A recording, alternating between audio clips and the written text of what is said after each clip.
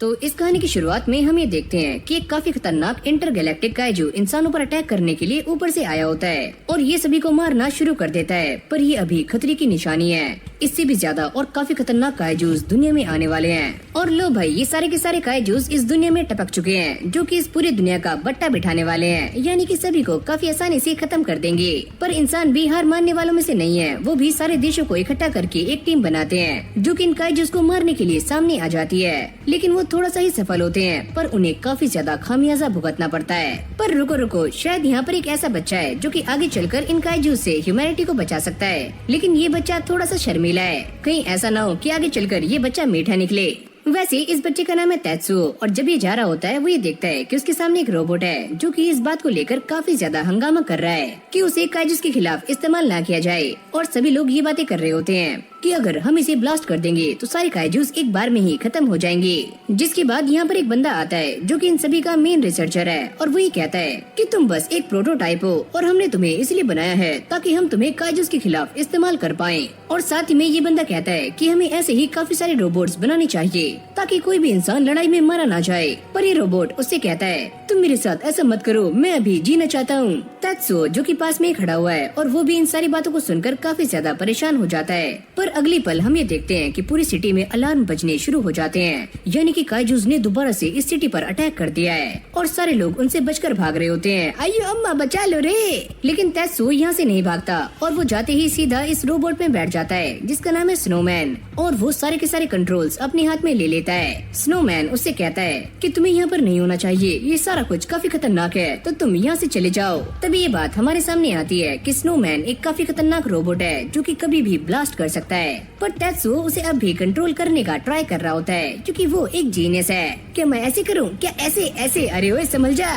अब जैसे ही कोजिका बाहर आकर देखता है तो वो ये देखकर काफी हैरान हो जाता है कि उसके बेटे ने इस रोबोट को संभाल लिया है और उसे भी इस बात पर बिलीव हो जाता है कि उसका बच्चा सच में एक जीनियस है। फिर हमें कुछ टाइम बाद का सीन दिखाया जाता है जहाँ पर एक रिपोर्टर ये बता रही होती है कि यहाँ पर इस काइजू को मार दिया गया है और जिस रोबोट ने इसे मारा है उसे चलाने वाला एक छोटा सा बच्चा है जिसकी उम्र 9 साल है। और तभी कोजिका सामने आता है और वो ये कहता है कि मैंने ही इसे बनाया है और वो मेरा बेटा है। यहीं से ये सारी बातें सोशल मीडिया पर फैलनी शुरू हो जाती है, यानी कि ये सारी बातें आग की तरह फैल रही होती हैं। ये सारा कुछ देखकर कोजिका ने अपना दिमाग चेंज कर लिया होता है और वो ये कहता है कि इन दोनों की जोड़ी काफी कमाल की है और हम फ्यूचर में इन दोनों को फाइट करते हुए दोबारा से देखेंगे। लेकिन भाई तेत्सुओ की तो फट कर 4 हो चुकी है क्योंकि सारे लोग उसे ही नोटिस कर रहे हैं। और ऐसे ही टाइम बीतता जाता है जहाँ पर तेत्सुओ के लिए ये सारा काम काफी आम हो जाता है और वो बड़ी आराम से इन सारे के सारे काइजूस को ठिकाने लगा रहा होता है और लोगों के सामने एक काफी कमाल का मसीहा बन जाता है, यानी कि इन दोनों की ही जोड़ी हिट हो जाती है। यहीं से हमारा सीन चेंज होता है जहाँ पर हमें 10 साल बाद का सीन दिखाया जाता है जहाँ पर तेत्सुओ एक इंटरगैलेक्टिक स्पेसशिप के अंदर है और वो एक किताब पढ़ रहा है जिसके अंदर 101 नुस्खे हैं कि दोस्ती कैसी की जाए। लेकिन तभी अचानक से यहाँ पर एक अनाउंसमेंट होती है और तेत्सुओ को ये पता लगता है कि फाइनल बैटल स्टार्ट होने में बस 40 मिनट बाकी हैं और उसे ये कहा जाता है कि वो जल्दी से स्नोमैन के अंदर बैठ जाए। अरे तेत्सुओ, हमें तुम्हारे ऊपर पूरा भरोसा है। अच्छा हाँ ठीक है। और ये बोलते ही वो यहाँ से निकल जाता है। लेकिन बाहर आते ही इस बंदे की काफी ज्यादा फट रही होती है और स्नोमैन इसके सामने खड़ा हुआ है जिसे ये यूकियो बुलाता है। तेत्सुओ उसे कहता है कि प्लीज मुझे अंदर आने दो, और वैसे भी मैं लड़कियों से बात करने में काफी नल्ला हूँ, मैं उनके सामने सही से बात नहीं कर पाता, मेरा क्या होगा। अरे सुनो, तुम्हें हार नहीं माननी है, बस डटे रहो। तेत्सुओ ये बताता है कि यूकियो उसके सामने पिछले 10 सालों से यही सेम बात बार बार रिपीट कर रहा है और अब तेत्सुओ को काफी गुस्सा आ चुका है और वो उसे कहता है कि तुम क्या जानते हो कि दोस्ती कैसी होती है। दोस्ती करने के लिए हमारे सामने काफी सारे हर्डल्स होते हैं जिन्हें हमें पार करना पड़ता है और मैं तो बस बार बार काइजू से ही फाइट कर रहा हूँ। मिस्ट उसके सामने आती है और वो उससे कहती है कि तुम्हारा ये जहाज काफी जल्दी ही काइजूस के झुंड के पास पहुँच जाएगा और जैसे ही ऐसा होता है तो हम तुम्हें उस स्पेसशिप से अलग कर देंगे और काइजूस के झुंड के ऊपर एक काफी खतरनाक अटैक करेंगे जिससे वो एक ही बार में खत्म हो जाएंगे। यूकियो इन सभी को इस बात की श्योरिटी देता है कि वो और तेत्सुओ मिलकर इन सारे के सारे काइजूस को अपनी तरफ इकट्ठा करेंगे और उन्हें काफी आराम से ठिकाने लगा देंगे। अगली पल ये सारे इस बात को देखकर काफी हैरान हो जाते हैं कि बहुत सारे काइजूस उनकी तरफ आ रहे हैं और ये कोई 10-12 काइजूस नहीं है, ये उनकी एक विशाल गंगा है, यानी कि बहुत सारे काइजूस। क्रू मेंबर्स की ये सारा कुछ देखकर काफी फट रही होती है। तेत्सुओ कुछ पल के लिए शांत होता है और वो ये सोचता है कि मुझे एक काबिल इंसान बनना है और मुझे ये करना ही होगा। और जैसे यूकियो उसे कहता है कि मालिक सारे काइजूस यहाँ पर आ चुके हैं। और भाई ये सुनते ही तेत्सुओ का मूड पूरी तरह से स्विंग हो जाता है, यानी कि वो अपने फाइट मोड में आ चुका है। वो इन सारे के सारे काइजूस को मारने के लिए 7 स्वॉर्ड अटैक का इस्तेमाल करता है। सभी लोग ये देखकर काफी शॉक थे कि उसने एक साथ काफी सारे काइजूस को मौत के घाट उतार दिया है और ये करना उसके लिए काफी मामूली है। मिस्ट उन सभी को ये बात याद दिलाती है कि तेत्सुओ उनका सेवियर है और इस फाइट को वो ही जीतने वाले हैं। जैसे ये सारे उस पॉइंट तक पहुँचते हैं तो मिस्ट सभी को ये बताती है कि फाइनली हम पहुँच चुके हैं और अब टाइम आ चुका है इन्फिनिटी लेजर को यूज करने का। ये देखकर सभी लोग काफी ज्यादा खुश हो रहे होते हैं और साथ में एक्साइटेड भी। और अगले पल हम ये देखते हैं कि यहाँ पर एक काफी खतरनाक और काफी बड़ा एनर्जी का गोला बनना शुरू हो जाता है, पर अगले पल वो चीज गायब हो जाती है। मिस्ट को ये बताया जाता है कि उनका ये अटैक फेल हो चुका है, यानी कि उनका सिस्टम क्रैश हो चुका है। अभी सारी बातें मिस्ट के दिमाग में चढ़ रही होती हैं और उसे समझ नहीं आता कि ऐसा कैसे हुआ। लेकिन ये तो बस शुरुआत है और अब देखते ही देखते पूरा का पूरा सिक्योरिटी सिस्टम कोलैप्स करना शुरू हो जाता है, यानी कि इस स्पेसशिप की सारी लाइट्स भी बंद हो जाती हैं और कोई भी सिक्योरिटी सिस्टम सही से काम नहीं करता। तेत्सुओ और यूकियो दूर से खड़े हुए ये सारा कुछ नोटिस कर रहे होते हैं और तभी अचानक वो देखते हैं कि इस स्पेसशिप में एक काफी खतरनाक ब्लास्ट होता है। तेत्सुओ ये सारा कुछ देखकर हैरान हो गया था और उसे ऐसा लगता है कि शायद से सारे के सारे इंसान मारे जा चुके हैं, पर यूकियो उससे कहता है कि तुम अभी शांत रहो, अगर उसमें कोई भी इंसान जिंदा है तो हमें उन्हें बचाना होगा। पर यूकियो उसे कहता है कि अभी ये फाइट एंड नहीं हुई है और हमें मिलकर इन सारे के सारे काइजूस को पहले खत्म करना है। फिर हमें कुछ टाइम बाद का सीन दिखाया जाता है जहाँ पर तेत्सुओ काफी थक चुका है और उसने काफी सारे काइजूस को जान से मार दिया है, पर इनकी संख्या काफी ज्यादा है। यूकियो भी घायल हो चुका है। तेत्सुओ को ऐसा लगता है कि उनके पास हार मानने के अलावा कोई और रास्ता नहीं है, तो उन्हें यहाँ पर सरेंडर कर देना चाहिए। यूकियो उससे कहता है कि हमारे पास बस एक ही रास्ता है कि तुम यहाँ से निकल जाओ और मुझे सेल्फ डिस्ट्रक्टिव मोड पर डाल दो ताकि मैं यहाँ पर ब्लास्ट हो जाऊँ और इनकी संख्या काफी कम हो जाए, ताकि बाद में इंसान इन्हें काफी आराम से संभाल पाए। पर तेत्सुओ ऐसा करने से मना कर रहा होता है क्योंकि उसने पहले यूकियो से वादा किया था कि वो कभी भी ऐसा नहीं करेगा। यूकियो इस बारे में उसे काफी कुछ समझाता है और ये दोनों इस बात के लिए अग्री कर जाते हैं। अब तेत्सुओ ये ढूंढ रहा होता है कि सेल्फ डिस्ट्रक्टिव बटन कहाँ पर है और उसे कैसे एक्टिवेट करना है, और ये सारे के सारे काइजूस उनके ऊपर बार बार अटैक्स कर रहे होते हैं। अब तेत्सुओ के सामने वो सारे फ्लैशबैक्स आने शुरू हो जाते हैं जो कि उसने अपनी लाइफ में स्पेंड किए होते हैं और उसे इस बात का भी रिग्रेट नहीं होता कि वो अपनी लाइफ में कोई भी फ्रेंड बना नहीं पाया। लेकिन वो यूकियो से कहता है तुम्हारा शुक्रिया कि तुम इतने टाइम से मेरे साथ थे। अरे ऐसी कोई भी बात नहीं है, तुमने भी मेरा काफी साथ दिया है। ये बोलते ही यूकियो अपनी खुद की बॉडी पर पूरा कंट्रोल करना शुरू कर देता है। तेत्सुओ ये ट्राई करता है कि वो दोबारा से यूकियो पर कंट्रोल कर पाए, पर ऐसा नहीं होता और उसे इस बात का भी अंदाजा है कि अब यूकियो क्या करने वाला है। मैंने हमेशा ही तुम्हें इस बात के लिए फोर्स किया कि तुम काइजूस के साथ फाइट करो और मैंने तुमसे वो सारा कुछ छीन लिया जो तुम चाहते थे। तेत्सुओ उससे कहता है कि नहीं, ऐसा कुछ भी नहीं है, मुझे तुम्हारे साथ रहना काफी अच्छा लगता है और ये सारा कुछ मैंने अपनी मर्जी से किया है, पर मैं तुम्हें कभी भी मरने नहीं दे सकता। और जैसे ही काउंटडाउन एंड होता है तो यूकियो तेत्सुओ को यहाँ से भेज देता है। यूकियो तुमने ऐसा क्यों किया? वैसे भी मेरा असली सपना ये था कि तुम दोबारा से अर्थ पर जाओ और एक काफी अच्छी लाइफ स्पेंड करो, और हाँ मैं ये भी चाहता हूँ कि तुम वहाँ पर काफी सारे दोस्त बनाओ। ये सुनते ही तेत्सुओ की आंखों में आंसू आने शुरू हो जाते हैं, जिसके बाद यहाँ पर एक काफी खतरनाक ब्लास्ट होता है और ये सारे के सारे काइजूस मारे जाते हैं। फिर हमें कुछ टाइम बाद का सीन दिखाया जाता है जहाँ पर तेत्सुओ की आंख खुलती है और वो जापान में आ चुका है और उसका सिस्टम उसे बताता है कि वो पिछले 8 सालों से कोल्ड स्लीप में था। तेत्सुओ ये सुनते ही काफी शॉक्ड हो जाता है, यानी कि उसे इस अर्थ को छोड़े हुए 10 साल हो चुके हैं। भले ही उसकी उम्र काफी बड़ी हो चुकी है, लेकिन अब भी वो दिखने में एक बच्चा लग रहा है। वो ये सोचता है कि वो यहाँ से बाहर जाने से पहले ये डिसाइड करेगा कि उसे कैसे नए दोस्त बनाने हैं। पर जैसे वो यहाँ से बाहर निकलता है वो ये देखकर काफी खुश था कि उसके स्वागत के लिए यहाँ पर काफी सारे लोग खड़े हुए हैं और वो उसे अपना सेवियर कह रहे होते हैं और साथ में वही कहते हैं अरे तेत्सुओ हमें तुमसे दोस्ती करनी है, क्या तुम हमारे दोस्त बनोगी? तेत्सुओ ये सारा कुछ देखकर काफी खुश होता है, पर तभी उसे इस बात का एहसास होता है कि ये सारा कुछ बस एक सपना है और वो ये कहता है कि काश ये सारा कुछ एक सच होता तो कितना अच्छा होता।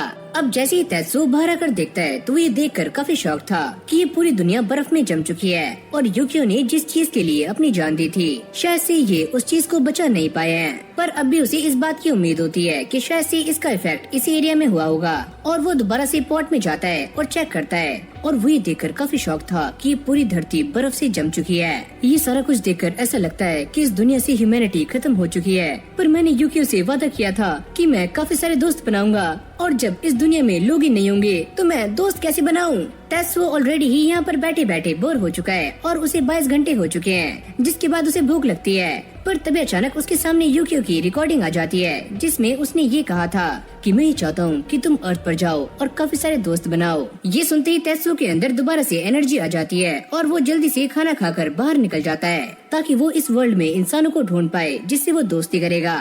जिसके बाद वो एक किताब को बाहर निकालता है और ये वही किताब है जिसमें ये लिखा हुआ है कि तुम्हें दोस्त कैसे बनाने हैं, और इसका पहला स्टेप ये है कि तुम्हें घर से बाहर निकलना होगा। और तेत्सुओ ऐसा ही करता है क्योंकि उसके अंदर दोबारा से जोश आ चुका है। तेत्सुओ लोगों को आसपास ढूंढने का ट्राई कर रहा होता है, पर चारों तरफ बर्फ ही बर्फ है और उसे इंसानों का आसपास कोई भी नामो निशान नहीं मिलता।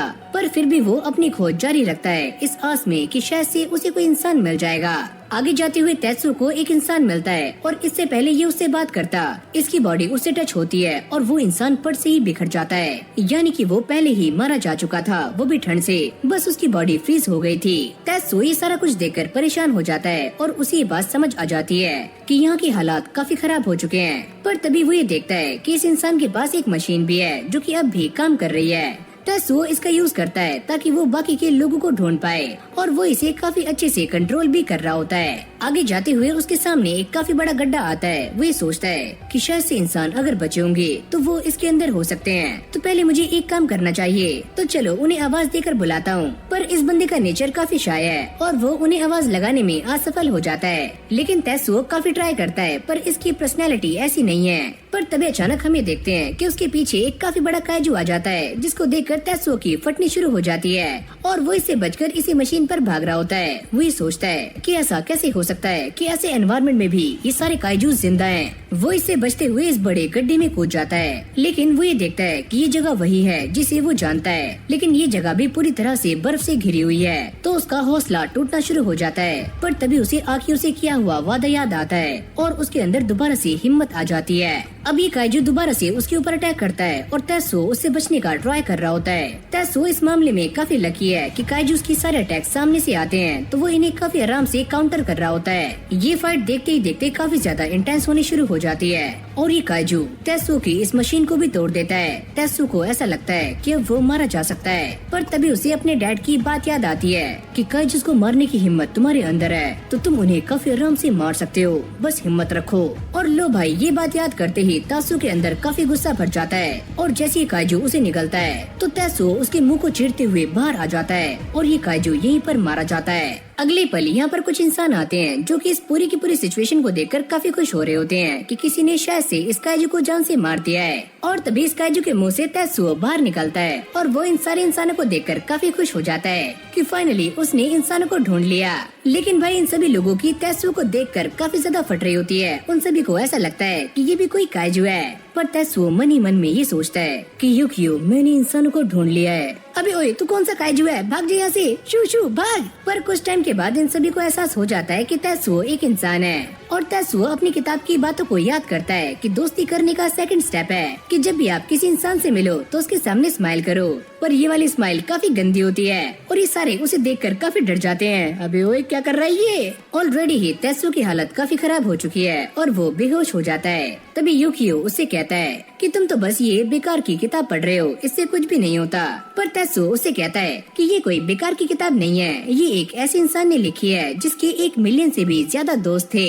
अब जैसे ही इस बंदे की आँख खुलती है, वो अपने सामने काफी सारे इंसानों को देखता है जो कि इस काइजू को बीच में से काट रहे होते हैं और यहाँ की सफाई कर रहे होते हैं। अरे वाह, मेरे सामने काफी सारे इंसान हैं और अब मैं इन सभी से दोस्ती कर सकता हूँ। लेकिन तभी वो ये देखता है कि किसी ने उसे बांधा हुआ है, पर तेत्सुओ घबराता नहीं है क्योंकि उसे ये पता है कि उसे यहाँ से बाहर कैसे निकलना है और वो इन रस्सियों को आराम से खोल लेता है और आजाद हो जाता है। यहाँ पर ये सारे काइजू मिलने का जश्न मना रहे हैं और फिर हमें 2 लोगों को दिखाया जाता है। एक का नाम है निशिमुरा और ये है आओ। आओ ये कहती है कि फाइनली उन्हें काजू मिल चुका है और वो ऐसे ही आगे भी काम करती रहेगी। तभी एक बंदा उनके पास आता है और वो ये कहता है कि वो इंसान जिसे हमने पकड़ा था वो भाग चुका है, लेकिन भाई तेत्सुओ यहाँ पर आराम से चिल खड़ा हुआ है और वो ये देखता है कि कैसे ये इंसान काजू को काट रहे हैं। अब ये सारी बातें तेत्सुओ के दिमाग में पड़ने शुरू हो जाती हैं और वो ये समझ जाता है कि यहाँ पर ये सारे इंसान जिंदा कैसे हैं, क्योंकि वो इन काजूस का इस्तेमाल ही एक ईंधन के रूप में कर रहे हैं। तेत्सुओ एक बच्चे को नोटिस करता है जो कि यूकियो के खिलौने से खेल रहा होता है, पर जैसे तेत्सुओ उसके पास जाता है तो ये बच्चा उसे अजीब कहकर यहाँ से भागता है। पर तभी तेत्सुओ ये नोटिस करता है कि बर्फ का एक काफी बड़ा पीस इस बच्चे पर गिरने वाला है और वो भागकर इसे बचाने का ट्राई करता है, पर वो ये जानता है कि वो वहाँ टाइम पर नहीं पहुँच पाएगा और वो एक स्टिक का इस्तेमाल करता है और फाइनली इस बच्चे को बचा लेता है। तभी उसके डैड यहाँ पर भागते हुए आते हैं और इस बच्चे को गले से लगा लेते हैं। मैंने तुम्हें काफी बार मना किया है कि तुम्हें बर्फ के नीचे नहीं खेलना है। अभी सारे लोग जो यहाँ पर खड़े होते हैं वो तेत्सुओ को देख रहे होते हैं और वो उसे देखकर काफी खुश हैं, पर वो उससे पूछते हैं शायद से हमने तुम्हें कहीं देखा है, तुम कौन से डिवीजन से हो। और ये सुनने के बाद तेत्सुओ की सांसें ऊपर नीचे हो जाती हैं क्योंकि उसके पास कोई भी जवाब नहीं है। अभी सारे लोग तेत्सुओ पर शक कर रहे होते हैं, वैसे तुम हो कौन और कहाँ से आए हो, पर तेत्सुओ के पास इनकी बातों का कोई भी जवाब नहीं होता। तभी यहाँ पर एक और बंदा आता है जो कि इन सभी से कहता है कि तुम सारे पीछे हट जाओ, इसके शांत रहने का कोई रीजन हो सकता है और एक बात तो साफ है कि हम इसके एहसानमंद हैं। और इस बंदे को इस बात से कोई भी फर्क नहीं पड़ता कि तेत्सुओ कहाँ से आया है, जिसके बाद वो अपना इंट्रोडक्शन देता है और वो ये कहता है कि मेरा नाम है ताकीमुरा। तेत्सुओ भी हिम्मत जुटाकर उससे हाथ मिलाई लेता है। ताकीमुरा उससे कहता है अरे ओए बच्चे, तुम बस यहीं रुको, मैं बस अभी आया। ये सारे बंदे भी यहाँ पर खड़े हुए सारा तमाशा देख रहे होते हैं कि हमें उसे दोबारा से पकड़ लेना चाहिए, पर आओ कहती है अरे नहीं, हमें ऐसा नहीं करना है और वैसे भी हम उन लोगों को पकड़ते हैं जो कि यहाँ के लिए खतरा हो, और अभी मुझे ये इंसान खतरा नहीं लग रहा है। मैं जानती हूँ कि ये हमारे लिए एक मिस्ट्री है, पर वो कभी न कभी सॉल्व तो हो जाएगी। यहाँ पर ये दोनों तेत्सुओ को परेशान कर रहे होते हैं। हाँ भाई तेत्सुओ, क्या हाल है तेरे। और जैसे आओ और बाकी सब आगे जाते हैं वो ये देखते हैं कि यहाँ से काफी बड़ा हाथ बाहर निकलता है। ये सारे उसे देखकर स्टन हो जाते हैं क्योंकि ये वाला काइजू पहले वाले काइजू से भी काफी बड़ा है। तेत्सुओ इस बात से काफी परेशान है क्योंकि उसने भी ऐसा काइजू अपनी लाइफ में पहली बार देखा है जिसकी बनावट कुछ ऐसी है। अब इस वाले काइजू को देखकर इन सारे इंसानों की फटनी शुरू हो जाती है और इससे पहले ये कुछ करते वो काइजू इनमें से कुछ लोगों को जान से मार देता है। और इन सभी की डरी हुई आंखों को देखकर ये तो पता लग जाता है कि इनकी सिचुएशन काफी वर्स्ट है। ये वाला काइजू बार बार अपने हाथों को चाट रहा होता है, यानी कि उसे ब्लड काफी अच्छा लगता है। तेत्सुओ उसे देखकर ये सोचता है कि मैं इससे फाइट कैसे कर सकता हूँ, और अब मेरे पास यूकियो भी नहीं है और मैं अपने खाली हाथों से इसे हरा नहीं सकता। तभी तेत्सुओ के दिमाग की बत्ती जलती है और वो ये सोचता है कि उसे यहाँ के लोगों से बात करनी चाहिए कि वो ऐसे काइजू से निपटने के लिए किस तरीके का इस्तेमाल करते हैं। पर जैसे तेत्सुओ उन्हें देखता है तो उन सभी की ऑलरेडी ही काफी ज्यादा फट रही होती है और तेत्सुओ को भी इस बात का अंदाजा हो जाता है कि ये सारे भी कुछ नहीं कर सकते। तेत्सुओ ये डिसाइड करता है कि उसे आगे जाना होगा और यहाँ पर काफी सारे लोग हैं और उसे ही इन सभी को बचाना है। एक बंदे की काफी ज्यादा फटनी शुरू हो जाती है तो वो यहाँ से भागने का ट्राई करता है। तेत्सुओ उसे रोकता है पर वो नहीं सुनता और ये वो काइजू भी नोटिस कर लेता है और इससे पहले ये काइजू उस बंदे की जान लेता तभी आओ उसे आकर बचा लेती है, यानी कि ये बंदा बाल बाल बचता है। ये बंदा आओ को थैंक्स करता है कि उसने उसकी जान बचाई, लेकिन तभी आओ अपना सर जमीन में मारती है क्योंकि इस काइजू ने एक और इंसान को खा लिया है और आओ अपने सामने ये बर्दाश्त नहीं कर सकती कि काइजू किसी इंसान को जान से मार दे। अभी ये घबराने का टाइम नहीं है, हमें कुछ करना होगा। जिसके बाद आओ यहाँ पर चारों तरफ फॉग मशीन को चालू कर देती है जिससे चारों तरफ धुआं ही धुआं होना शुरू हो जाता है। जैसी आओ ये देखती है कि सारा कुछ उसके कंट्रोल में है तो वो सभी से कहती है कि सारे लोग यहाँ से भाग जाओ, और उसकी एक आवाज सुनते ही ये सारे लोग सेफ जगह पर भागना शुरू कर देते हैं। तेत्सुओ ये सारा कुछ देखकर काफी हैरान था और उसे ये बात समझ नहीं आती कि एक ही आवाज में ये सारे लोग इतनी जल्दी यहाँ से कैसे भाग रहे हैं, पर साथ में वो ये सोचता है कि अब शायद से ये सारे लोग यहाँ से भाग जाएंगे और सिचुएशन दोबारा से अंडर कंट्रोल आ जाएगी। पर जैसे वो इस काइजू को देखता है तो ये काफी इवल स्माइल कर रहा होता है। तेत्सुओ ये समझ जाता है कि पक्का ये कुछ न कुछ काफी बड़ा करने वाला है। तेत्सुओ ने पहले भी काफी सारे काइजू से फाइट की है तो वो ये जानता है कि ये सिचुएशन काफी खराब हो सकती है और अब ये काइजू एक काफी खतरनाक अटैक करने वाला है। तेत्सुओ ये सोचता है अगर मैंने इसे नहीं रोका तो आगे भी काफी सारे लोग मारे जाएंगे, तो मुझे इसे रोकना होगा, पर मैं कैसे करूं? लेकिन तभी ताकीमुरा उससे कहता है कि तुम यहाँ से भाग जाओ और सारे लोग भी उसकी चिंता कर रहे होते हैं। तेत्सुओ ये सोचता है कि मेरे मन में काफी अजीब सा हो रहा है और जब मैंने इससे दोस्ती की थी तो मुझे काफी अच्छा लगा था और अब मैं जानता हूँ कि मुझे क्या करना है। ये बोलते ही तेत्सुओ उल्टी डायरेक्शन में भागना शुरू कर देता है और वो ये चाहता है कि इस काइजू का ध्यान उसके ऊपर हो जाए और ऐसा ही होता है। आओ भी ये सारा कुछ देखकर काफी हैरान थी कि तेत्सुओ ऐसा क्यों कर रहा है और वो अपनी जान को जोखिम में क्यों डाल रहा है। जिसके बाद ये काइजू एक के बाद एक तेत्सुओ पर अटैक करने का ट्राई करता है पर तेत्सुओ इससे बचने की कोशिश कर रहा होता है लेकिन वो आखिरकार इसकी चपेट में आ जाता है। जैसे ही ताकीमुरा ये देखता है तो वो उसे बचाने के लिए आगे जा रहा होता है पर सारे लोग उसे रोक लेते हैं। आओ भी ये देखकर काफी शॉक थी और उसे ऐसा लगता है कि शायद से तेत्सुओ मारा जा चुका है। और फिर आओ जैसे ही उसे बचाने के लिए आगे जा रही होती है वो ये देखती है कि इस काइजू ने तेत्सुओ को अपने हाथ में पकड़ा हुआ है और उसकी हालत काफी अधमरी है। देखकर ऐसा लगता है कि तेत्सुओ की जान जाने वाली है लेकिन तभी अचानक उसकी स्किन पर लगी हुई ये चीज ग्लो करती है और ऊपर की दीवार अचानक से ही टूट जाती है और एक काफी बड़ी चीज आकर इस काइजू के ऊपर गिरती है। तेत्सुओ ये सारा कुछ देखकर काफी हैरान था और उसे समझ नहीं आता कि अभी क्या हुआ। फिर हमें कुछ टाइम पहले का सीन दिखाया जाता है जहाँ पर ये सिस्टम दोबारा से एक्टिवेट हो जाता है और वो तेत्सुओ को ढूंढना शुरू कर देता है कि वो कहाँ पर है। जैसे उसे तेत्सुओ की आवाज आती है तो वो यहाँ पर आ जाता है और ये वही बैकअप प्लान है जो कि यूकियो ने उसके लिए छोड़ा था पर तेत्सुओ को इस बात का बिल्कुल भी अंदाजा नहीं था कि वो इसे यूज करेगा या फिर ये उसके काम आएगा।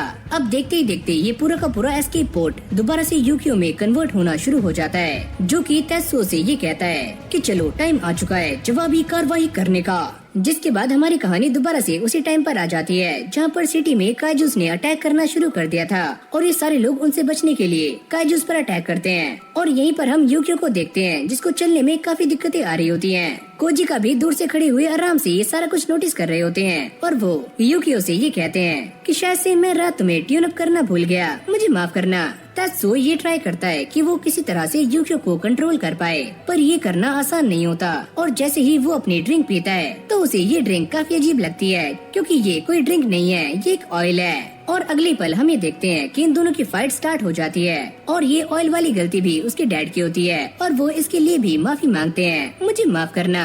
जैसे तैसे करके ये इस काइजू को हराकर दोबारा से बेस में लौट जाते हैं पर वो ये देखते हैं कि कोजिका यहाँ से जा चुका है यानी कि उसके डैड यहाँ से निकल चुके हैं और अब ये दोनों ही इस बेस में हैं। और यूकियो वो पहला रोबोट था जो कि तेत्सुओ का दोस्त बना था और जब यूकियो ने अपने आप को सेल्फ डिस्ट्रक्ट कर लिया था तो तेत्सुओ काफी लंबे टाइम तक ऐसे ही स्पेस में यहाँ वहाँ भटकता रहा और जब भी तेत्सुओ यूकियो के बारे में सोचता तो उसे ऐसा लगता कि उसके मन में कोई न कोई खालीपन है और वो भरने वाला नहीं है। फिर हमारी कहानी दोबारा से प्रेजेंट में आती है जहाँ पर तेत्सुओ ये देखकर काफी शॉक था कि यूकियो उसके सामने है और इससे पहले वो उससे बात कर पाता ये काइजू दोबारा से उसके ऊपर अटैक कर देता है पर यूकियो हरकत में आ चुका है और वो इसके ऊपर एक जोरदार अटैक करके इस काइजू को नीचे गिरा देता है। वो ये कहता है कि जब उसने अपने आप को सेल्फ डिस्ट्रक्ट किया था तो उसने खुद को इस एस्केप पोर्ट में ट्रांसफर कर लिया था पर उसे इंस्टॉल होने में थोड़ा सा टाइम लगा पर अब वो पूरी तरह से इंस्टॉल हो चुका है और इसलिए वो काफी लंबे टाइम से तेत्सुओ के सामने नहीं आया था। तेत्सुओ ये सारी कहानी सुनने के बाद काफी ज्यादा इमोशनल हो जाता है और उसकी आंखें भी भर जाती हैं क्योंकि उसके सामने उसका इकलौता दोस्त है यानी कि यूकियो। बाकी सब भी इन दोनों की दोस्ती को देखकर काफी इम्प्रेस होते हैं और वो ये बताते हैं कि वो काइजू अब भी जिंदा है। यूकियो ने जो अटैक इस काइजू पर किया होता है उससे एक बात तो साफ हो जाती है कि ये काइजू पहले से भी काफी गुस्से में है और अब वो इन सभी की वाट लगाने वाला है। लेकिन भाई सच बताऊं तो यूकियो को इन सारी बातों से घंटा फर्क नहीं पड़ता और वो ये कहता है कि जो भी मेरे और तेत्सुओ के बीच में आएगा वो जिंदा नहीं बचेगा, चाहे वो कितना भी स्ट्रॉन्ग काइजू क्यों ना हो। तेत्सुओ ये सोचता है कि हम सच में इसका सामना कर सकते हैं क्योंकि ये काइजू काफी स्ट्रॉन्ग है। यूकियो उससे कहता है कि मेरे पास ये जो बॉडी है ये बस एक एस्केप पोर्ट है और ये पहली वाली बॉडी से भी काफी कमजोर है। लेकिन ये दोनों एक बात को काफी अच्छे से जानते हैं कि ये दोनों अब एक साथ हैं तो ये दोनों कुछ भी कर सकते हैं। यहाँ पर खड़े हुए सारे लोग इन दोनों को देख रहे होते हैं और उनको समझ नहीं आता कि तेत्सुओ इस रोबोट से बातें कैसे कर रहा है। ये सारे आगे आकर असल में ये देखना चाहते हैं कि तेत्सुओ इस रोबोट से क्या बातें कर रहा है। पर आओ उनसे कहती है तुम जानते हो ना कि वो काइजू कितना स्ट्रॉन्ग है तो सारे पीछे हट जाओ। अगले पल हम ये देखते हैं कि वो काइजू दोबारा से वही पोज लेना शुरू कर देता है।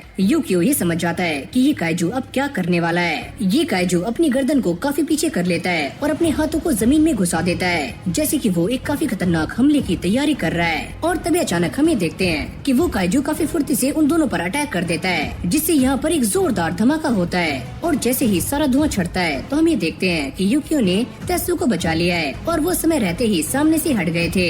लेकिन ये काइजू दीवार में घुस जाता है, यानी कि उसका सर अब भी दीवार में है। अभी काइजू दोबारा से बाहर आ चुका है और वो इन दोनों पर दोबारा से अटैक करने के लिए पोज बना रहा होता है। तेत्सुओ ये सोचता है अगर हम ऐसे ही इससे बचते रहेंगे और इस पर लेट अटैक करेंगे तो हमारे बचने के चांसेस काफी कम हैं, क्योंकि ये काइजू रुकने वाला नहीं है और वो दोबारा से हमला करने के लिए रेडी हो रहा होता है। पर इस बार ये हमला पहले से भी काफी खतरनाक होगा। इन सभी को इस बात का एहसास हो चुका है कि पक्का ये फाइट काफी खतरनाक होने वाली है और वो ये भी सोच रहे होते हैं कि तेत्सुओ और यूकियो इससे बच पाएंगे। तभी एक बंदा ये कहता है कि हाँ वो कर लेंगे, मुझे उसके ऊपर पूरा भरोसा है। लेकिन ये सारी बातें सभी के सर के ऊपर से जा रही होती हैं, क्योंकि वो ये भी कहता है कि मैंने ऐसा पहले भी देखा है। ये बात सुनते ही उन सभी के सामने वो टाइम दोबारा से फ्लैश होता है कि पक्का उन्होंने ये सब कहीं देखा है। अब जैसे ये काइजू उन दोनों पर अटैक करता है तो वो दोनों एक साथ उसकी गर्दन पर अटैक करते हैं और ये अटैक काफी खतरनाक था, जिससे इस काइजू की गर्दन उसके धड़ से अलग हो जाती है, यानी कि इस काइजू का काम 25 हो जाता है।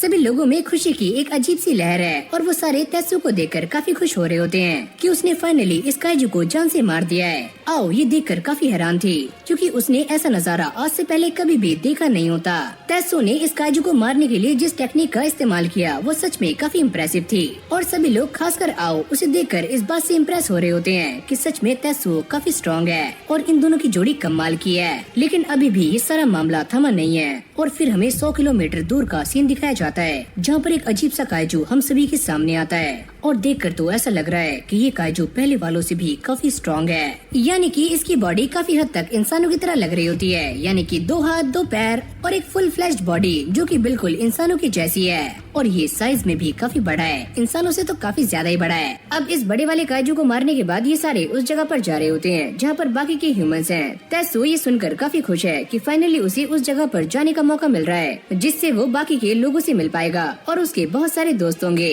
अब ये दोनों ही बातें करते हुए जा रहे होते हैं। तेत्सुओ उससे कहता है कि मैं इस बात से काफी खुश हूँ कि यूकियो तुम जिंदा हो। अरे हाँ इमोशनल मत हो। पर थोड़ी देर के बाद वो खुद भी इमोशनल हो जाता है, क्योंकि यूकियो भी इस बात को जानता है कि वो भी तेत्सुओ से मिलकर काफी खुश है। जिसके बाद आओ तेत्सुओ के पास आकर उसे एक पाइनएप्पल का कैन देती है और वो ये कहती है कि ये सारी चीजें स्पेशल ओकेजन के लिए होती हैं, पर तुम इसे खा सकते हो। और साथ में वो तेत्सुओ को थैंक्स भी कर रही होती है, क्योंकि उसने बाकी सभी की जान बचाई है। अब जैसे ही तेत्सुओ इस पाइनएप्पल को खाने का ट्राई करता है तो आओ का मुंह खुला का खुला रह जाता है और जैसे ये पहली बाइट लेता है तो आओ इसे देखकर काफी शॉक्ड हो जाती है। तेत्सुओ ये सोचता है कि शायद से मैंने पक्का कुछ गलत कर दिया है, पर आओ उसे बताती है कि ऐसा कुछ भी नहीं है, बस मैं इस बात को लेकर काफी परेशान हूँ कि इस दुनिया में पाइनएप्पल की संख्या और भी कम हो चुकी है। लेकिन आओ अपने आप को संभालती है और वो तेत्सुओ से ये कहती है कि मैं यहाँ पर तुम्हें पाइनएप्पल देने के लिए नहीं आई थी, मैं यहाँ पर इसलिए आई हूँ ताकि मैं तुम्हें अच्छी तरीके से अपना इंट्रोडक्शन दे पाऊँ। मेरा नाम है आओ नागी। तेत्सुओ ये देखकर काफी हैरान था कि आज कोई उसके सामने खड़ा हुआ है और कोई उसे अपना इंट्रोडक्शन दे रहा है। लेकिन वो मन ही मन में काफी खुश भी होता है कि फाइनली वो इंसानों से मिल पाया और अब वो काफी सारे दोस्त बना सकता है। और अब आओ उसे 10 साल पहले का सीन बताना शुरू करती है कि आखिरकार 10 साल पहले क्या हुआ था। तेत्सुओ ये सुनकर पहले तो थोड़ा सा हैरान होता है, लेकिन बाद में वो इस चीज के लिए मान जाता है। और फिर हमें 10 साल पहले का एक सीन दिखाया जाता है जहाँ पर एक काफी बड़ा काइजू जो कि इंसानों की तरह दिख रहा होता है वो पानी से बाहर आता है और उसके ऊपर एक काफी बड़ी सफेद रंग की चीज उसके साथ चल रही होती है। सभी लोग इसे देखकर काफी शॉक थे और इंसानों ने इसे मारने के लिए अपने वेपन्स भी उठा लिए थे।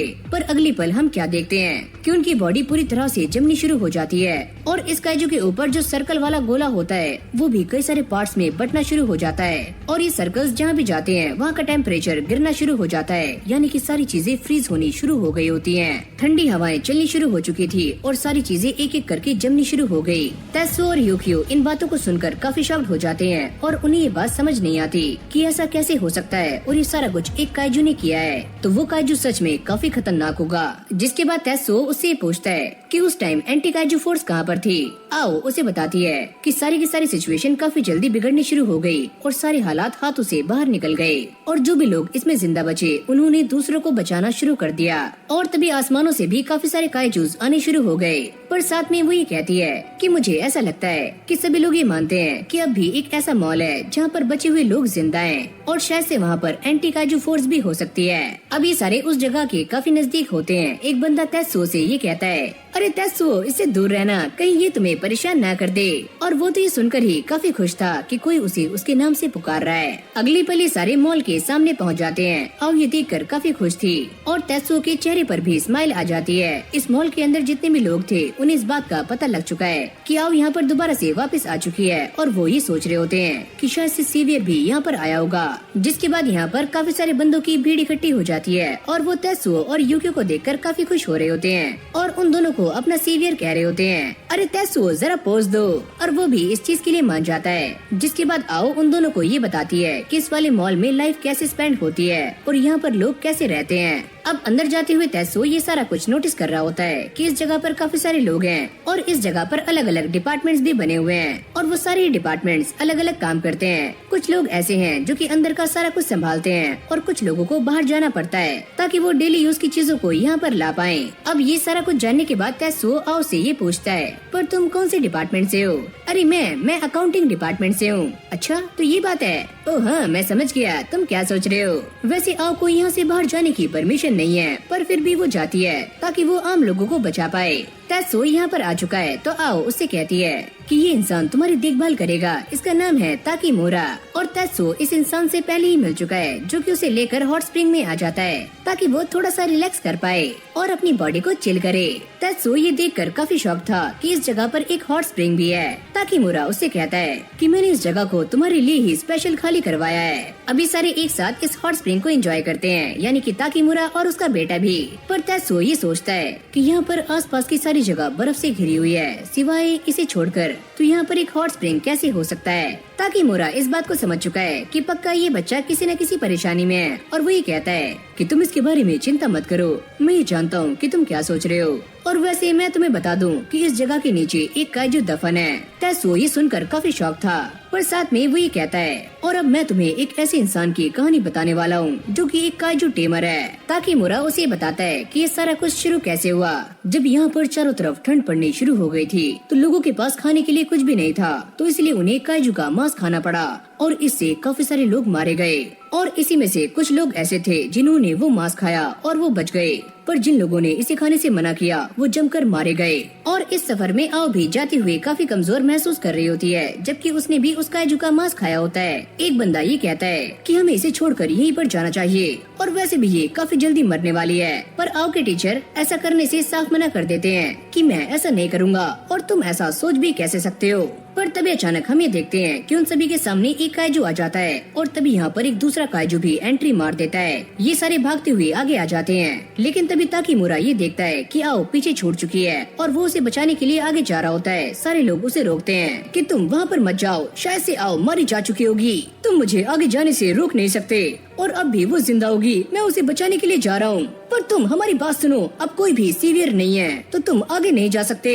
लेकिन तभी हम ये देखते हैं कि आओ की पर्सनैलिटी चेंज होनी शुरू हो जाती है और उसे उसी काइजू की आवाज सुनाई देती है जो कि उससे कहता है कि तुमने मेरा मांस खाया था और अब तुम काफी जल्दी मरने वाली हो, और वैसे भी मुझे इंसानों के इमोशंस काफी अच्छे लगते हैं। आओ उससे कहती है, पर मैं अभी मरना नहीं चाहती, मुझे काफी कुछ देखना है और मुझे कुछ मीठा भी खाना है, मुझे प्यार करना है। अरे वाह, तुम्हारा ये दर्द देखकर मुझे काफी मजा आ रहा है और वैसे भी इंसानों में ये दर्द, दुख और पीड़ा काफी आम है, पर मुझे यही पसंद है। लेकिन मुझे इस बात का अफसोस नहीं है क्योंकि वो सारे लोग मुझसे प्यार करते हैं। तुम ये क्या बातें कर रही हो, मुझे ये कुछ भी समझ नहीं आ रहा है। ताकीमुरा और उसकी वाइफ वो खुद भूखे रहते हैं पर बच्चों को खाना खिलाते हैं, और मेरे टीचर वो चाहे कितने भी डरपोक हो पर फिर भी वो काइजू का सामना करते हैं और मैं हार नहीं मान सकती। और ये बोलते ही वो दोबारा से खड़ी हो जाती है, यानी कि उसकी बॉडी में दोबारा से हिम्मत आ जाती है। अगली पल ये काइजू काफी गुस्से में आ जाता है और जैसे वो आओ पर अटैक करने वाला होता है तभी ये दूसरा काइजू उसके ऊपर अटैक कर देता है और जो आवाज आओ से बात कर रही होती है वो भी ये सारा कुछ देखकर काफी शॉक थी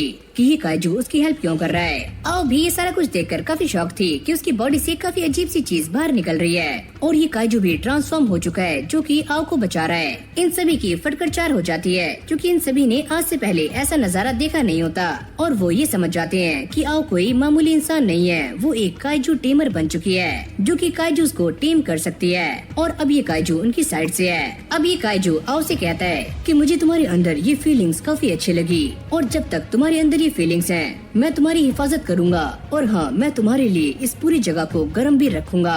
आओ भी ये सुनते ही काफी खुश हो जाती है कि अब एक काइजू उनके साथ में है और वो काइजूस को टेम कर सकती है। फिर प्रेजेंट में तेत्सुओ को वो काइजू दिखाया जाता है जो कि सच में इस जमीन के नीचे है और उसकी पूरी बॉडी आग से जल रही होती है। तेत्सुओ ये सारा कुछ देखकर काफी हैरान रह जाता है और फिर हमें एक बंदे को दिखाया जाता है जो कि इस बड़े काइजू के ऊपर नजर बनाए हुए है और इसका नाम है इसेकी। तभी उसका एक साथी यहाँ पर आता है जो कि है टोजी। वो उससे कहता है कि सर हमें यहाँ से जाना होगा, रात काफी होने वाली है और अगर हम ज्यादा आगे गए तो हमारे गर्म कपड़े भी काम नहीं आएंगे। मैं इस बात को काफी अच्छे से जानता हूँ तो इसलिए हमें एक हीट सोर्स चाहिए और ये उसी काइजू की बात कर रहा होता है जो कि उस मॉल में है। पर मैं इस बात को भी जानता हूँ कि अगर हम इस दुनिया को बचाना चाहते हैं तो हमें किसी भी तरह से इस काइजू को जान से मारना होगा। क्या तुम मुझे मारने की बात कर रहे हो? और तभी अचानक हम ये देखते हैं कि जिस बिल्डिंग के ऊपर वो सारे खड़े हुए होते हैं वो बिल्डिंग कोलैप्स करनी शुरू हो जाती है और नीचे से काफी सारे काइजूस बाहर निकलते हैं। इन तीनों को इस बात का एहसास हो चुका है कि इस वाले ह्यूमनॉइड काइजू के काफी सारे बॉडीगार्ड्स हैं जो कि उनके पहले से ही आसपास थे।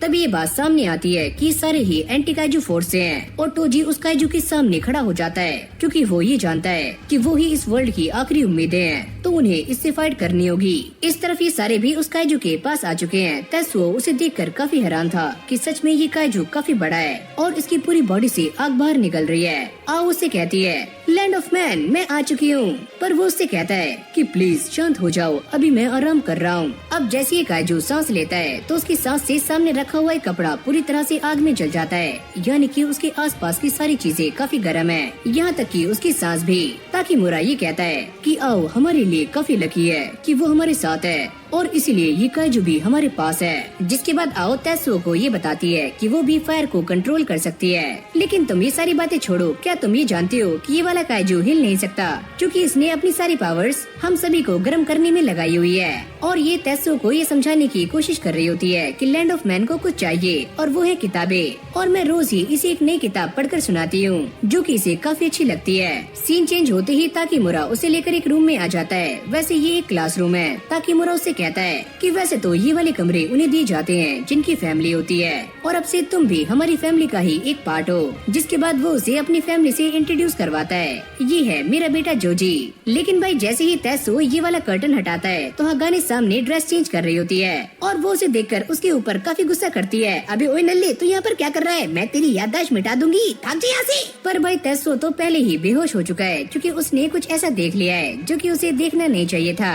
जैसे उसकी आँख खुलती है वो देखता है कि हगाने काफी नॉर्मल तरीके से उसके सामने बैठी हुई है। हगाने उससे कहती है कि मेरे डैड तुम्हारे लिए एक लेटर छोड़कर गए हैं। तेत्सुओ इसे देखकर काफी खुश हो जाता है कि लाइफ में उसे पहली बार एक लेटर मिला है और ये भी उसकी किताब का ही एक स्टेप है, यानी कि वही किताब जिससे ये पता लगता है कि दोस्ती कैसे करते हैं। इस लेटर में ताकीमुरा ये लिखता है कि तुम्हें हगाने का ध्यान रखना है, उसने 1 महीने पहले ही अपनी माँ को खोया है और अगर वो ये जिद करती है कि उसे अपनी माँ की वर्कशॉप में जाना है तो तुम्हें उसे रोकना होगा।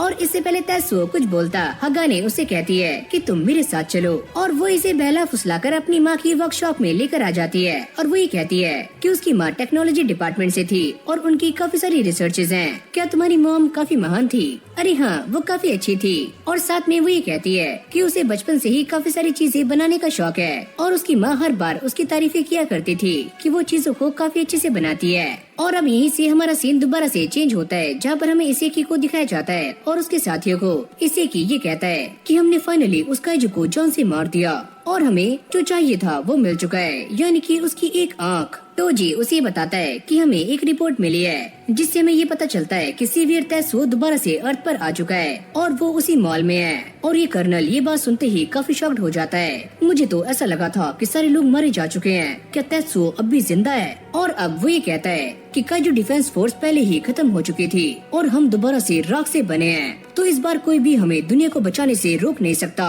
अब जैसे ही ताकीमुरा घर आता है वो ये देखता है कि ये दोनों ही बच्चे काफी थके हुए हैं। वो उनसे पूछता है कि तुम्हें क्या हुआ, लेकिन भाई जैसे ही तैसो उसे सारा कुछ बताने वाला होता है तो हगाने उसका मुंह बंद कर देती है। अरे डैड कुछ भी नहीं। ताकीमुरा टॉपिक को चेंज करता है और ये सारे खाना खाकर आराम से घोड़े बेचकर सो जाते हैं। लेकिन तैसो को नींद नहीं आती। वो ये सोचता है कि ऐसे सबके साथ खाना खाना और ऐसे सोना, ये मेरी उस किताब के 2 स्टेप्स हैं जिन्हें मैंने कंप्लीट कर दिया है। हगाने को एक काफी बुरा ड्रीम आता है जिसमें काइजू उसकी माँ को निगल जाता है। हगाने ये देखकर काफी रोना शुरू कर देती है और फिर हमें एक काइजू को दिखाया जाता है जो कि एक इंसान को खा रहा होता है। वो ये कहता है कि मुझे इंसानों को खाना काफी पसंद है। यहाँ पर एक लड़की जिसका नाम है रिको, वो इस काइजू से बात करने की कोशिश कर रही होती है, लेकिन ये काइजू उसकी बातें नहीं सुनता और वो ये कहती है कि अर्टेमिस तुम मेरी बात सुनो, लेकिन वो तो आराम से खाने पर फोकस कर रहा होता है। और ये वाला काइजू मिशिमा मॉल के पास में है। इसे की ये कहता है अगर वो काइजू वहाँ पर है तो ये हमारे लिए काफी बड़ा एसेट है और तुम मुझे वहाँ की सारी रिपोर्ट्स दो कि वहाँ क्या हो रहा है। अरे हाँ, ये बात एकदम सच है कि तैसू वहीं पर है उस आग वाले काइजू के पास में और उसके पास उसकी वो मशीन भी है। लेकिन इन सभी के बात करने से एक बात और सामने आती है कि ये वाला कर्नल काफी खतरनाक है। रिको ये बोलती है कि हमारी पहली प्रायोरिटी वो आग वाला काइजू है, पर क्या इसके लिए सारे इंसानों को मारना जरूरी है? अरे नहीं, तुम गलत सोच रही हो। हम उन्हें एक साथ जान से नहीं मारेंगे, पहले हम उन्हें बंदी बनाएंगे और बाद में उनका सफाया करेंगे। सीन चेंज होते ही हमें तैसो और हगाने को दिखाया जाता है और ये दोनों ही एक चीज पर काम कर रहे हैं। हगाने उससे कहती है कि अब मैं पहले से काफी हल्का महसूस कर रही हूँ, पर जब से मैंने गन पाउडर का इस्तेमाल करना शुरू किया है तो मैं सही से सो नहीं पा रही हूँ, पर तुम्हारे ऊपर इसका कोई भी असर नहीं दिख रहा है। हगाने उससे कहती है कि तुम नीचे झुक जाओ। तैसो ये सोचता है अबे ओए ये मेरे साथ क्या करेगी, और तभी वो उसके सर पर हाथ रखती है और वो ये कहती है गुड जॉब। हगाने को ये करने के बाद काफी अजीब सा एहसास महसूस होता है, पर तैसो तो बेहोश हो चुका है। जिसके बाद हगाने उस चीज को नोटिस करती है जो कि उन दोनों ने अभी अभी बनाई है और साथ में वो अपनी माँ को भी याद कर रही होती है क्योंकि उसे अपनी सारी तारीफें अपनी माँ से ही मिलती थी। अब ये सारे बैठकर एक साथ खाना खा रहे होते हैं और हगाने को ये देखकर बिल्कुल भी अजीब नहीं लगता कि तैसो उसकी माँ की जगह पर बैठा हुआ है। और तभी उसे दोबारा से वही आवाज सुनाई देती है कि कैसे उस काइजू ने उसकी माँ को जान से मार दिया था और वो उस वक्त कितनी तड़पी होंगी। रात में जैसे ही तैसो की आँख खुलती है वो ये देखता है कि उसके पास एक लेटर है जो कि हगाने का है और इस लेटर में हगाने उसे कहती है कि मेरी माँ को एक काइजू ने जान से मार दिया था और अब मैं बाहर जा रही हूँ, वो भी अकेले। पर कुछ टाइम के बाद हगाने को भी इस बात का एहसास हो जाता है कि उसने काफी बड़ी गलती कर दी है क्योंकि उसके सामने वही काइजू आ जाता है जिसका नाम है अर्टेमिस और ये वही काइजू है जिसने उसकी माँ को खाया होता है। अर्टेमिस पहले इसे खाने से चूक गया था पर इस बार वो ये मौका नहीं छोड़ेगा और जैसे वो हगाने पर अटैक करता है तो वो अपने शूज को एक्टिवेट कर लेती है। लेकिन उससे पहले वो अपनी माँ से कहती है कि अब मेरे सामने दूसरा मौका है और मैं इसे जान से मार दूंगी। मॉम अब बस देखती रहो। अभी काइजू दोबारा से हगाने पर अटैक करने के लिए आगे आता है, लेकिन यहीं से हमारी कहानी पास्ट में आ जाती है जहाँ पर हमें तैसो को दिखाया जाता है और वो इस बात को जानता है कि ये एक एंटी काइजू बोट्स हैं। पर अगर कोई काइजू काफी फुर्ती से इसके ऊपर अटैक करता है तो इन बोट्स से बचना भी आसान नहीं है। अगले पल हगाने अपना एक और खतरनाक वेपन बाहर निकाल लेती है। अर्टेमिस उससे कहता है तुम्हें क्या लगता है कि तुम इस वेपन से मुझे मार दोगी? लगता है मुझे दोबारा से इंसानों का मांस खाने का मौका मिलेगा। अभी काइजू जैसे ही हगाने को जान से मारने वाला होता है वो इस रॉकेट को उसके मुंह में लॉन्च कर देती है और इसके अंदर काफी सारे छोटे छोटे ब्लेड्स होते हैं जो कि उस काइजू के पूरे मुंह में घुस जाते हैं और उसे काफी ज्यादा पेन हो रहा होता है। ये काइजू चिल्लाने की भी कोशिश करता है पर ये पेन उतना ही ज्यादा बढ़ रहा होता है। हगाने उससे कहती है कि अब तुम किसी भी इंसान को मार नहीं पाओगे और सच कहूँ तो उसे खा नहीं पाओगे। और वो अपनी माँ को याद करना शुरू कर देती है और वो उनके दर्द को याद कर रही होती है। हगाने इस बात को भी काफी अच्छे से जानती है कि अब क्या होगा। जैसे ये काइजू उसे मारने के लिए आगे आता है तो तभी तैसो की एंट्री हो जाती है और वो आते ही इस काइजू का एक हाथ काट देता है। यूकियो इस काइजू से कहता है कि तुम यहाँ से भाग जाओ वरना हम तुम्हें खत्म कर देंगे। ये सुनते ही अर्टेमिस यहाँ से भाग जाता है। तैसो भागते हुए हगाने के पास जा रहा होता है लेकिन वो गलती से उसके ऊपर ही गिर जाता है, लेकिन वो उससे कहता है कि तुमने काफी अच्छा काम किया और ये दोनों ही फुट फुट कर रो रहे होते हैं। फिर हमारी कहानी दोबारा से पास्ट में आती है जहाँ पर हमें वही सीन दिखाया जाता है जब इन काइजूस ने अर्थ पर अटैक करना शुरू किया था और उसी टाइम एक डिफेंस फोर्स बनाई गई थी जिसमें एक बंदा ज्वाइन करता है जिसका नाम है इसेकी और ये बंदा काफी माहिर है और शूटिंग में भी एक नंबर है। उसके आसपास के सभी लोग उसे देखकर काफी ज्यादा इम्प्रेस होते हैं और वो इस डिफेंस फोर्स में काफी ऊपर तक पहुँच जाता है। एक रात वो जाते हुए अपने साथियों से कहता है कि हमें किसी भी तरह से इस काइजू को जान से मारना होगा।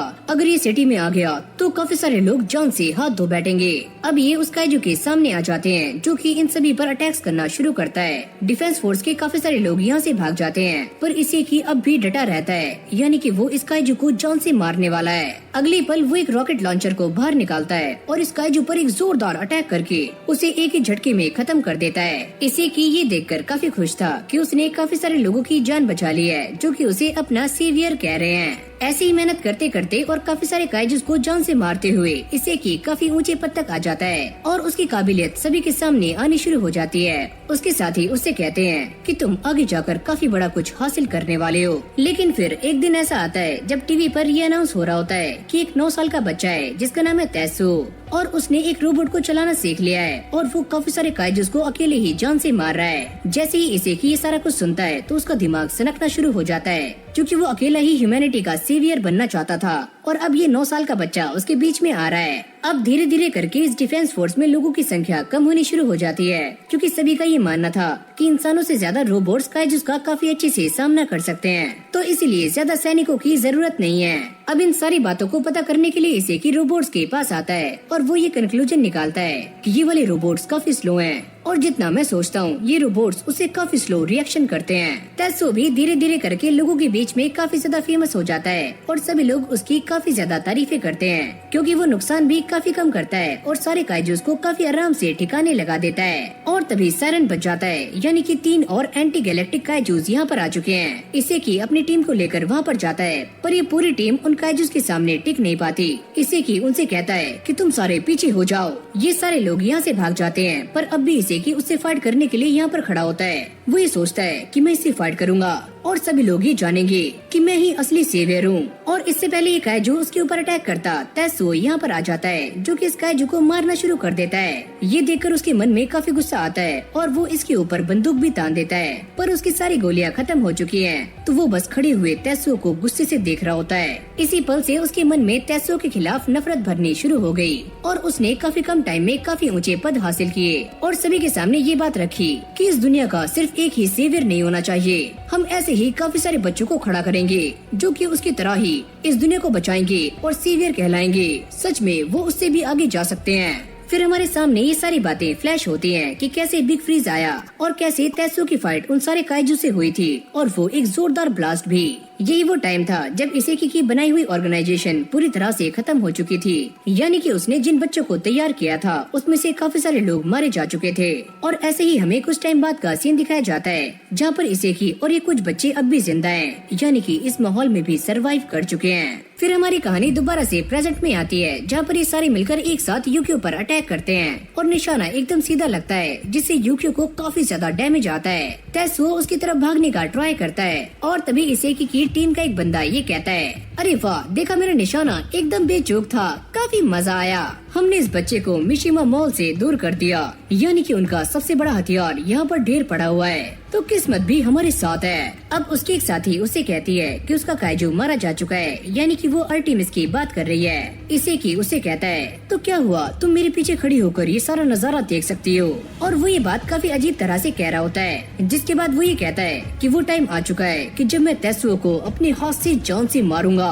अभी ये सारे इस बात को लेकर काफी खुश हो रहे होते हैं कि उन्होंने तेत्सुओ को बुरी तरह से घायल कर दिया है और यूकियो भी पूरी तरह से बर्बाद हो चुका है और ये इसे काफी अजीब तरह से सेलिब्रेट कर रहे होते हैं। और भाई तभी अचानक हम ये देखते हैं कि यूकियो यहाँ पर आ जाता है, तुम्हारी बैक में दम नहीं और हम किसी से कम नहीं। और वो ये बोलते ही एक स्लैश करके इस काइजू के सींग को धड़ से अलग कर देता है। यूकियो इस बात को नोटिस करता है कि इस वाले काइजू के ऊपर कुछ इंसान खड़े हुए हैं और वो ये चाहता है कि वो बस इस काइजू को ही जान से मारे, न कि इन इंसानों को। लेकिन उसका एक हाथ उसकी बॉडी से अलग हो चुका है और वो अपने एक ही हाथ से 6 शॉर्ट स्लैश का इस्तेमाल करता है। पर ये सारे ही लोग यहाँ से टेलीपोर्टेशन के जरिए गायब हो जाते हैं। तेत्सुओ ये सारा कुछ देखकर काफी शॉक था, क्योंकि टेलीपोर्टेशन उसके दिमाग के ऊपर से जा रही होती है कि आखिरकार ये कैसे हो सकता है। सामने वो लोग एक ही पल में गायब हो गए।